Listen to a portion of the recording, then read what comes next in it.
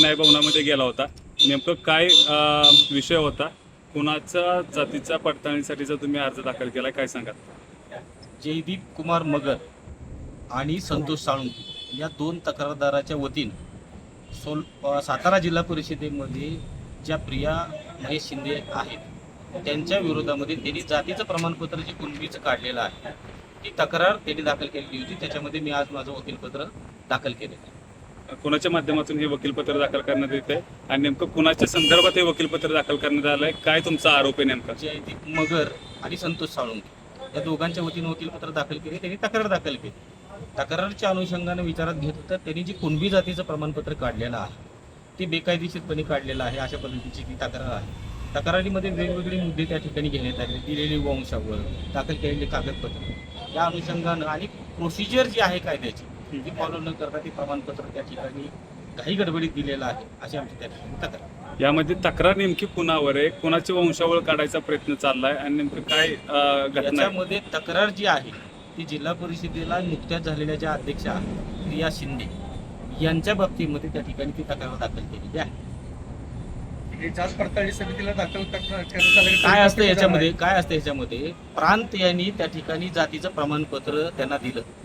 त्यांनी विभागीय जिल्हा जात प्रमाणपत्र पडताळणी समितीकडे त्यांनी त्यांचं त्या ठिकाणी प्रस्ताव जे प्रमाणपत्र दिलेलं होतं त्यांना जातीचं ते व्हॅलिड करून घेण्यासाठी म्हणजे वैधता प्रमाणपत्र मिळवण्यासाठी दाखल केलं. आणि जिल्हा परिषद साताराचे अध्यक्षपद जे मागासवर्गीय नागरिकांचा मागासवर्ग या प्रवर्गासाठी जे राखीव होतं ती निवडणूक त्यांनी त्या ठिकाणी लढवलेली आहे.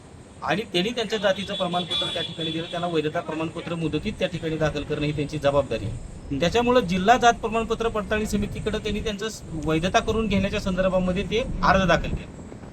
ते जातीचं प्रमाणपत्र जे प्रांत सातारा यांनी दिलेलं आहे ते त्यांना देण्यात येऊ नये आमचंही म्हणणं त्या ठिकाणी ऐकून घ्यावं. आमची त्या प्रमाणपत्राच्या अनुषंगानं तक्रार आहे.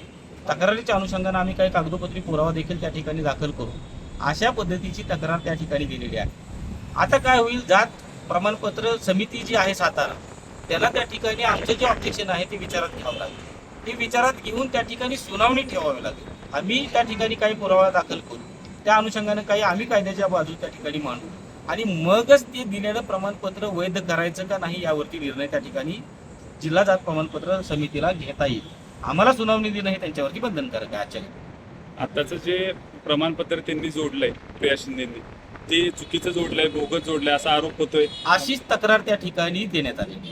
दिलेलं जे प्रमाणपत्र जे दिलेलं आहे ते प्रमाणपत्र चुकीच्या पद्धतीने काढलं अशी तक्रार आहे.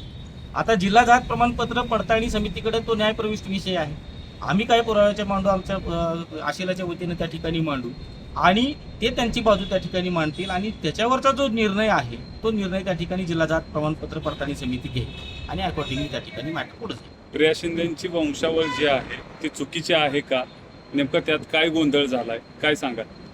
त्याच अनुषंगानं आम्ही त्याच्यावरती आता एवढं डिटेल या ठिकाणी न्यायप्रविष्ट विषय असल्यामुळे डिटेल बोलता येणार नाही. परंतु पुढच्या तारखेला ज्या वेळेला त्याच्यामध्ये सुनावणी होईल निश्चितपणानं त्या अनुषंगानं आता जात प्रमाणपत्र काढत असताना त्यांनी प्रांत सातारा यांच्याकडे कोणती कागदपत्र जमा केलेली आहेत ती कागदपत्र ज्या वेळेला हातामध्ये येतील त्यावेळेला त्याचे त्या ठिकाणी व्हेरिफिकेशन करण्यात येईल. आजच्या घडीला आम्ही त्या ठिकाणी नामनिर्देशन पत्रासोबत त्यांनी जे कागदपत्र दाखल केलेले आहेत त्याचा आधार घेऊन वेगवेगळ्या कार्यालयातून त्या ठिकाणी माहिती काढून घेऊन हे तक्रार दाखल केली.